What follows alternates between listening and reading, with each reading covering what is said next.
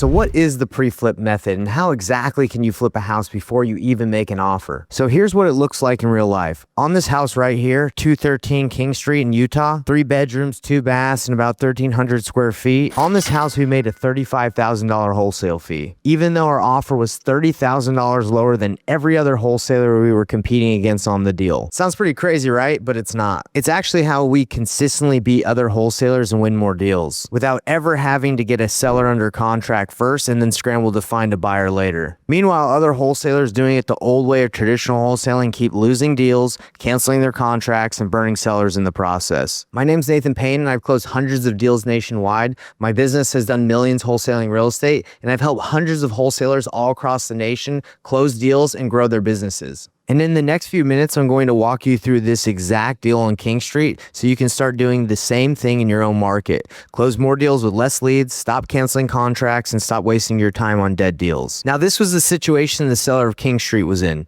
He was in pre-foreclosure and he needed to sell his house fast for cash. He's a perfect example of what we call a distressed seller. A distressed seller is simply someone with a problem where the only solution is selling their house fast. Now, you might be wondering, why don't they just list their house with a regular real estate agent on the MLS and sell it that way? And there's 2 reasons why. Listing a house on the MLS can usually take 60 to 90 days for the house to close, and a lot of distressed sellers don't have that kind of time to wait. They've got days and not months to wait. And on top of all that, the house is usually in rough enough condition that a regular lender won't approve a loan on it. So even if a seller did list it, the deal would fall apart at inspection. That's where you come in. They need someone like you, an investor, a wholesaler, that can solve the problem that nobody else can. What most people don't realize is there are 8 million distressed sellers in the market at any given time, and 40,000 new ones every single month. People who need an investor or a wholesaler that can solve their problem by buying their house fast. Now, the seller at King Street was clear about 2 things. He needed to sell his house fast or he'd lose everything, and he was talking to multiple investors and was going to go with whoever made him the best offer, period. And the seller at King Street was no different than any other distressed seller. He started having conversations with literally everyone. Wholesalers cold calling him, postcards showing up in his mailbox, wholesalers sending him offers after he filled out a few cash buyer forms online looking for help. And every single one of those conversations went the exact same way. A 30-minute call that was pushy, uncomfortable, and always ended with wholesalers making a really low offer, promising all cash and promising to close in 30 days, even though they have absolutely no idea if they can actually keep that promise. And here's why. Here's the thing.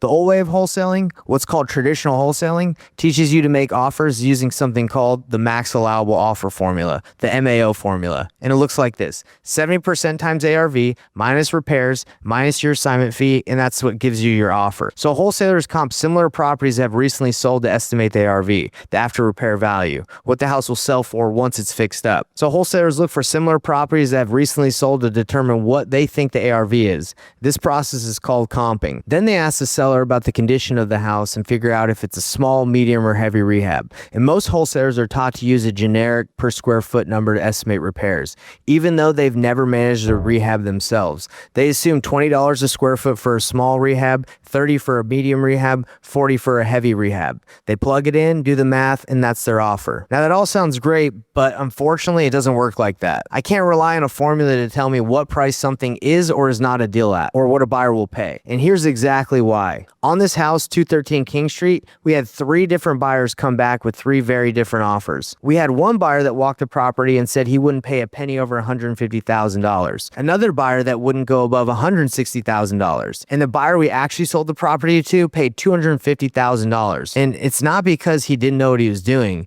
He was actually the most experienced buyer out of all the 3. So how does he pay $100,000 more than everyone else? Here's why. Buyer 1 is the guy who wants to move into the house, fix it up himself, and sell it. Buyer 2 uses premium subcontractors and thinks the rehab cost is twice as much as everybody else does.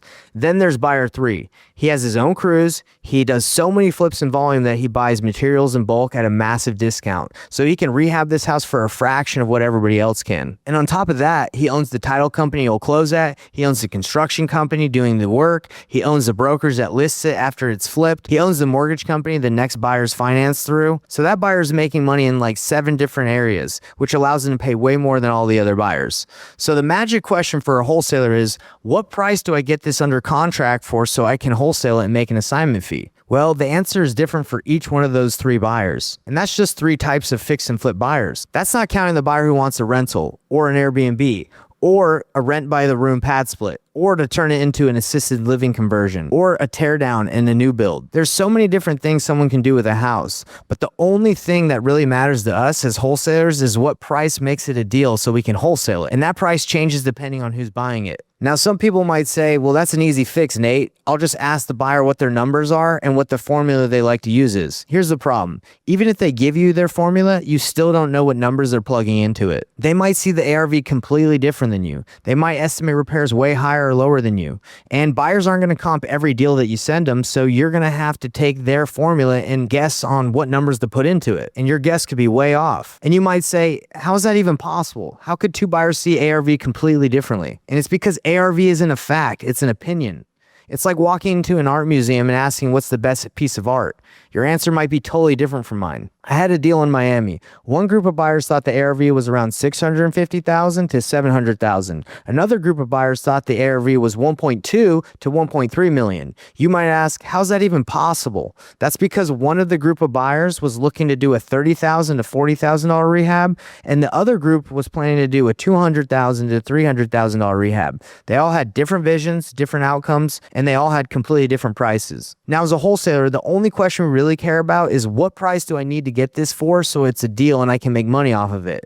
And the answer always is, it depends on who's buying it. So I can't rely on a formula to tell me what price something is or isn't a deal at. The only person that can tell me what price works is the buyer that's buying it. That's the difference between traditional wholesaling and the pre-flip method.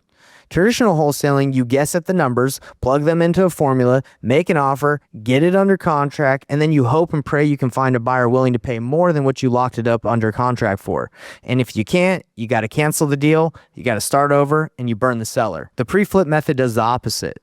You flip the house before you make the offer and make an offer that no one else can compete with. Making that offer is the last step, not the first. By the time you sit down with that seller, you're making an offer that no one else can compete with because the deal is already done. When you make your final offer, you're not guessing, you're not hoping, you've already won. So let me show you how this played out on 213 King Street. The seller was in pre-foreclosure, like I mentioned, and running out of time. The deal was off market, but he had a real estate agent helping him sort through all the offers, and he waited until the very last minute before the bank was about to take his house. If a traditional wholesaler locked him up and then couldn't find a buyer in time and had to cancel on him, he'd lose everything: the house, the equity, and the ability to walk away with anything. But that's what every wholesaler was doing on this property. They were making lowball offers with 14-day inspection periods so they could back out if they couldn't find a buyer. They were putting down little earnest money deposits that were fully refundable. They were promising all cash and that they could close the house in 30 days or less, but with no actual idea if they could actually keep those promises because they were waiting to find a buyer after they got their offer accepted.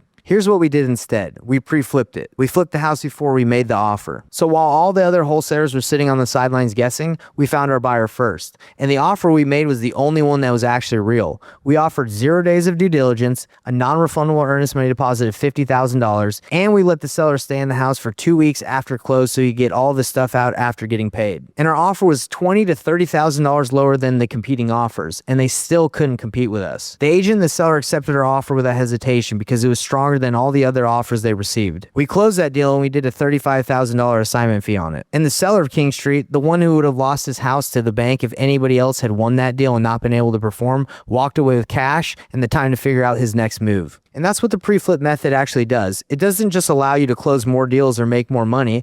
It makes you the wholesaler that can actually keep the promises you make. Now, if you're watching this video right now, I'm guessing one of two things is true. Either you've been wholesaling for a while and you're tired of canceling contracts on sellers because you couldn't find a buyer in time. You're tired of competing in markets where every other wholesaler is making the same lowball offers you are, and you're starting to think that there's got to be a smarter way to do this. Or you're newer to this business and you're learning the traditional way of wholesaling and something about it just feels off. You're being told to make offers on houses you don't have buyers for yet, and you're wondering how that's supposed to work. If either of those is you, you're in the right place, because I've done this business long enough to know what it feels like to do it the other way. The traditional way of wholesaling real estate has you telling sellers that you can buy their house when you don't really know if you can or not. It has you making promises that you don't really know if you can keep. It has you getting houses under contract because you offer too much money and overbid. Then you got to crawl back to the seller and have that awkward conversation where you try to renegotiate the deal so you can make money on the property still. And if you've been wholesaling for any length of time, you're probably just thinking that, well, that's just how the business works and that's just how it's done. And I know that because I used to think the exact same thing, that that's just how things work. But there's a better way to run this business,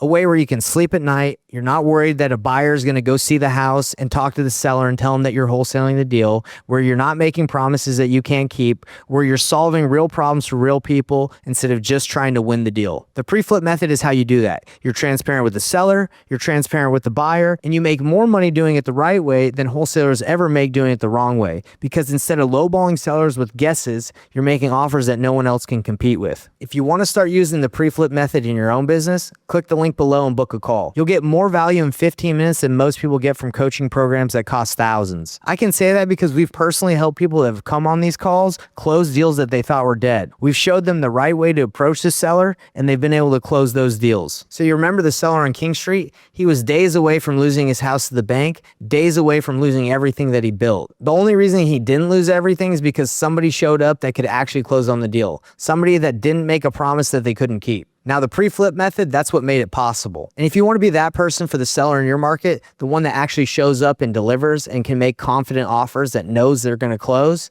all you got to do is click on the link below and book a call.